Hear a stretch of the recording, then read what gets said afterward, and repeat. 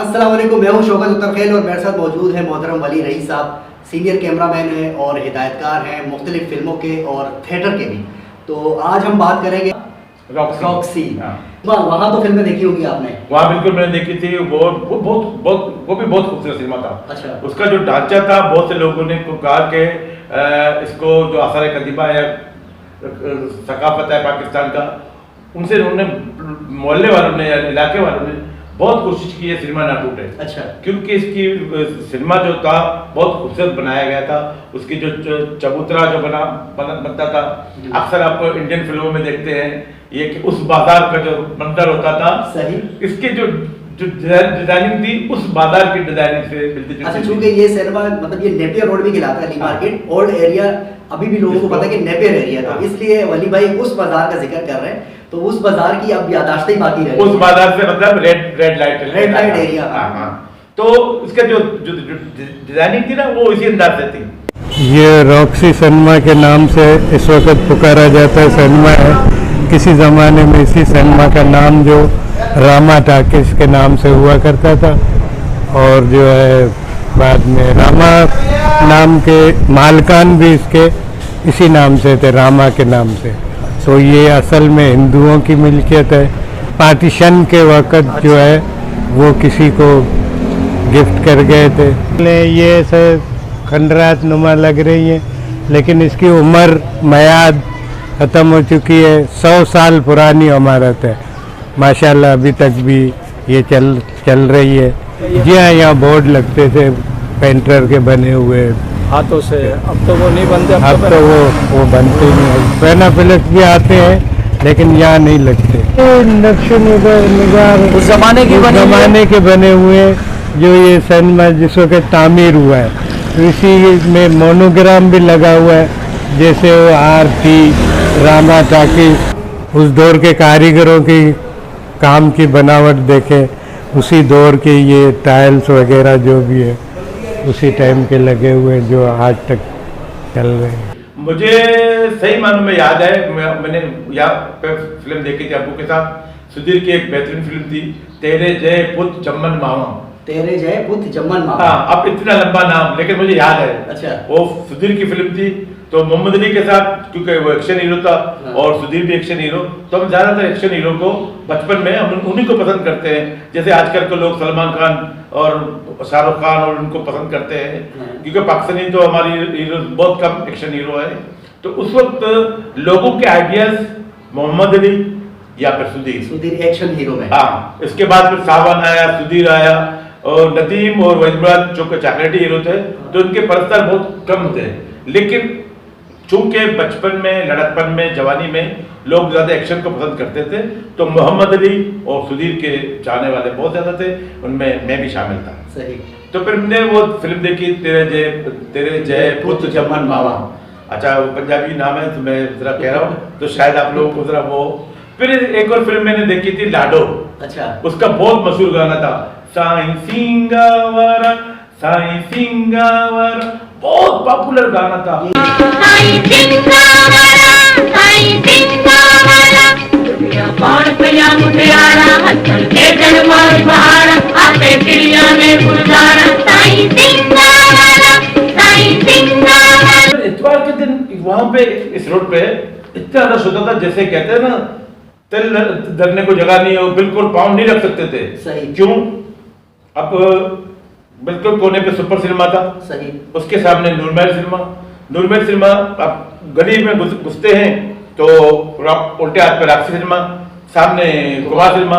अब लोग मुझ जैसे फिल्म भी आना जाना, और फिर 3-4 होटल यहाँ पे थे, रिकॉर्डिंग होटल, जहाँ पे गाने बजते थे और छोटे छोटे बहने या वो डांस करती थी या करते थे, जो भी है।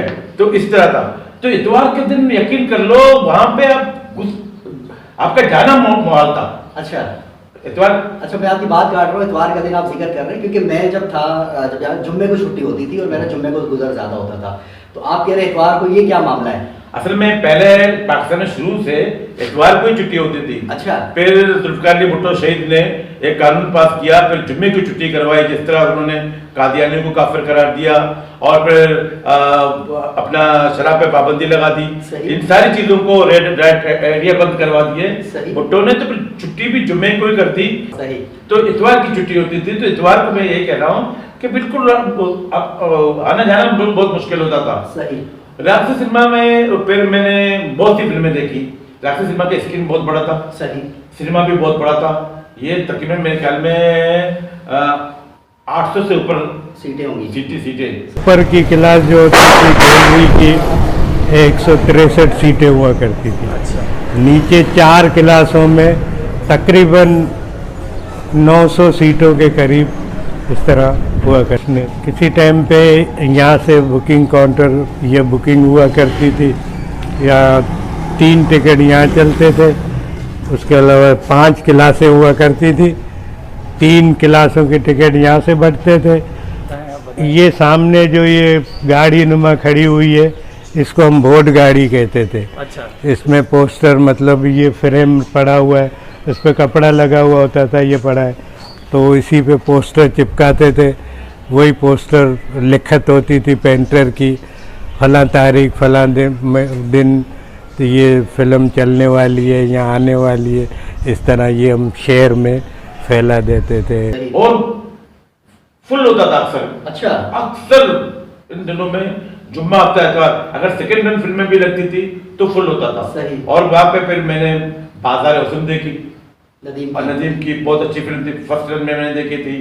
फिर एक ब्लैक कैट मैंने फिल्म यहाँ देखी थी, ब्लैक कैट। अच्छा। फिर ब्लैक कैट को इत्तेफाक से आपकी तरफ से अगर इजाजत हो तो मैं बता दूं कि मैं चूंकि शाहिद का परस्तार हूँ, और मैं जैसे ही सिनेमा में वो गया, एक फिल्म लगी थी लेडी बॉस, वहाँ पे उस फिल्म में शाहिद का कोई जिक्र नहीं था। अच्छा। मैं वहाँ फिल्म देखने गया तो जाते ही देखा कि उन्होंने फिल्मों से पहले किसी जमाने में खबरनामा चलता था। अच्छा। या कोई इश्तारा चलते थे, तो राक्षसी सिनेमा वालों को लोग इश्तारा बहुत कम देते थे। तो ये क्या करते थे, पुरानी फिल्मों के गाने जिनके पास होते थे वो लगाते थे। मैंने देखा अब सब दोस्त बोले तुम्हारे से कोई है जान पहचान है ऑपरेटर से, जैसी तुम्हारी एंट्री होती है शाहिद के गाने क्यों लगाता है। अच्छा 3-4 शाहिद के गाने लगे। अच्छा, फिर फिल्म में पोस्टर मैंने शाहिद का जिक्र, उसको वो दौर था कि शाहिद पे लोग डिस्ट्रीब्यूटर एतमाद करना उन्होंने छोड़ दिया था। अच्छा। तो ना पोस्टर पे दिखे ना कुछ। अब जब फिल्म स्टार्ट हुई पता चला ये ब्लैक कैट है, उसको दूसरे नाम से उन्होंने लोगों से चीटिंग करके दोबारा रिलीज कर दिया। सही। अब पूरी फिल्म में हीरो शाहिद है। अच्छा। उसका बहुत मशहूर गाना है मेरा जीवन तू है मेरा सपना तू है। सही। तो वो फिल्म देखी। अच्छा, यहाँ पे मैं ये बता दूं कि लास्ट तक लोगों ने कोशिश की कि सिनेमा ना टूटे। अच्छा। क्योंकि फिल्म चले ना चले, फिल्म चले ना चले, लेकिन फिर बाद में फिर ये हुआ कि इसके अंदर वो वीडियो गेम चलते थे। अच्छा। फिर वो अपने डिजिटल तौर पर सीडी पे फिल्में चलती थी। सही। वो ये काफी जल्द वो रॉक्सी तो पहले बंद हुआ। रॉक्सी के मेरे ख्याल में कुमार के 1 साल के बाद तक भी ये सिनेमा चलता था। अच्छा। ये प्रोजेक्टर पे फिल्में चलती थी। सही। लास्ट फिर मुझे भी अंदाजा हो गया कि सिनेमा टूटने वाला था, तो फिर मैंने इसकी भी कुछ तस्वीरें बनाई है। हाँ, और ये तस्वीरें मेरे पास मौजूद हैं जो आप देखेंगे, इस पे लोगों को बताएंगे। सही। तो सिनेमा कल्चर जब खत्म होने वाला था तो ये वो सिनेमा थे जो समझ लो कि हमारा कल्चर भी था, सस्ती तफरीह भी थी। तो बहुत से ऐसे आपको बता दूं कि आपके चैनल के जरिए मैं लोगों को बता दूं कि बहुत से ऐसे लोग हैं जिन्होंने इन फिल्मों से ही अपनी जिंदगी का रुख चेंज कर दिया, अच्छाई और बुराई इन्हीं से ही सीखा। मैं अपनी जाती तौर पर कहूँ कि 2 गाने ऐसे हैं जो मैंने अपने फिल्मों गिरे से बांध दिए हैं। अच्छा। लोग पता नहीं क्या क्या कहते हैं, लेकिन 2 गाने हैं जो मैं समझ रहा हूँ कि मेरी जिंदगी के मकसद वही है। सही। एक दोनों तस्लीम फाजली के लिखे हुए हैं। तस्लीम फाजली। सही। हाँ। एक है 100 बरस की जिंदगी में एक पल, तू अगर कर ले कोई अच्छा अमल, तुझको दुनिया में मिलेगा उसका पल, आज जो कुछ बोएगा काटेगा कल। ये मेरा पसंदीदा गाना है। आप कभी गौर से इस गाने को सुनेगा। और दूसरा गाना है अच्छी बात कहो, अच्छी बात सुनो, अच्छाई करो, ऐसे रहो, चाहे ये दुनिया बुराई करे, तुम ना बुराई करो।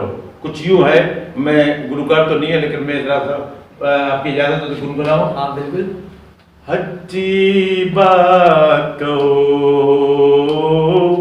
अच्छी बात सुनो, अच्छाई करो, ऐसे रहो, चाहे ये दुनिया बुराई करे, तुम ना बुराई करो। अच्छी बात सुनो, अच्छाई करो, ऐसे जियो, चाहे ये दुनिया बुराई करे, तुम ना बुराई करो। इनकी शायरी पे आप जोर देंगे ना तो आपकी जिंदगी में तब्दीली आएगी, अगर आप उनको अच्छे तरीके से समझना और अमल करना चाहें। और मैं अपनी जाति में बात करूं कि मैंने जो इखलाक सीखा है, जो बातों का तरीका सीखा है, तो मैंने इन फिल्मों से ही सीखा है। ये मेरे जो आइडियल आर्टिस्ट जो मोहम्मद अली है, सुल्तान राई है, ये मेरे आइडियल थे। और उन्होंने जो जिंदगी में किया ही किया, मरने के बाद भी लोग उनको अब भी याद करते हैं। वजह ये है कि ये आर्टिस्ट भी थे, ये इंसान भी थे और इंसानियत के अलमबरदार भी थे। कराची की तारीख खंगालने से पता चलता है कि अंग्रेज दौर में यानी 1920 ईस्वी में रॉक्सी सिनेमा के मकाम पर एक हिंदू अदाकारा और गायिका ने थिएटर कायम किया जिसका नाम शेवाराम थिएटर रखा गया। GM सैयद ने अपनी किताब पहंजी कहानी पहंजी ज़बानी में इस थिएटर का जिक्र करते हुए लिखा है, जब मैं अपने दोस्त के साथ यहाँ थिएटर देखने आया तो यहाँ एक खूबसूरत औरत थी जिसे सब नमस्कार कर रहे थे। दोस्त ने बताया ये इस थिएटर की मालिकन है। 1930 ईस्वी में ये थिएटर सिनेमा में तब्दील हो चुका था, जबकि 1934 में एक हिंदू सेठ ने इसको ख़रीद कर इसे अपने नाम से मंसूब करते हुए रामा टाकीज़ कर दिया। क़याम पाकिस्तान के वक्त कराची में 22 सिनेमा घर मौजूद थे जो पारसियों और हिंदुओं ने तामीर कराए थे, जिनमें से एक रामा टाकीज़ भी था जिसे आज़ादी के बाद रॉक्सी सिनेमा का नाम दे दिया गया। 100 बरस से ज़्यादा अरसा कायम रहने वाला सिनेमा बिला आखिर सफ़ह हस्ती से मिटा दिया गया, जिसकी बस यादें और बातें ही रह गई हैं। रॉक्सी सिनेमा को अपने पड़ोसी सिनेमाओं कुमार और निगार में इनफरादियत इसलिए भी हासिल थी कि ये एयर कंडीशन तो था ही, इसकी तज़य्युन व आराइश पर भी ख़ासा एहतमाम किया गया था, जबकि फवारे वाला वसी लॉन अब भी बहुत से उम्र रसीदा लोगों को याद होगा जिन्होंने यहाँ फिल्म के साथ साथ एक अच्छा तफरीही वक्त गुजारा होगा। इस वक्त ये सिनेमा का हिस्सा यही है, लेकिन अब ये मतलब पहले जो है इससे पीछे भी था।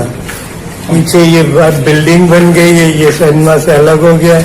वहाँ पर ऐसा होता था, ये कैंटीन उस तरफ हुआ करती थी, वहाँ गार्डन नुमा पार्क होता था, उसमें फुआरा लगा होता था, चारों तरफ उसके बेंचें बनी हुई होती, जैसे सरकारी गार्डन वगैरह में वो बेंचें होती है ना सीमेंट की, इस तरह की बेंचें लगी थी, लोग बैठा करते थे। इसी के साथ इस प्रोग्राम को हम ख़त्म करते हैं। मिलते हैं बहुत जल्द फिर किसी नई वीडियो में, फिर किसी नए मकाम पर, फिर किसी नई मालूमात के साथ। तब तक के लिए मुझे और मोहतरम वली रईस साहब को दीजिए इजाज़त। अल्लाह हाफ़िज़।